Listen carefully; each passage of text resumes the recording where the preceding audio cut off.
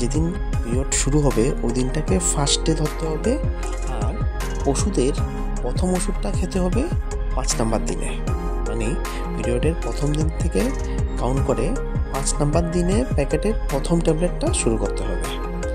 আর এরপরে কন্টিনিউ একটা ট্যাবলেট করে 21টা ট্যাবলেট নিতে হবে। আর পুরো প্যাকেট কমপ্লিট হওয়ার পরে 7 দিন অপেক্ষা করতে হবে, আর 8 নাম্বার দিনে আবার নতুন করে নতুন প্যাকেট শুরু করতে হবে। মানে দেখা গেলে যখন আপনি শুরু করবেন তখন এইভাবে শুরু করবেন, এই যে সিরিয়াল বাই দেওয়া আছে দেখুন, এই চিহ্ন দিয়ে এভাবে নিচের দিকে নেমে এভাবে আবার যেতে হবে, আবার নিচের দিকে নেমে আবার এইভাবে গেলে 21টা ট্যাবলেট কমপ্লিট হবে। আর 21টা ট্যাবলেট কমপ্লিট হওয়ার পরে 3 থেকে 4 দিনের মধ্যে আবার নতুন করে পিরিয়ড হয়ে যাবে।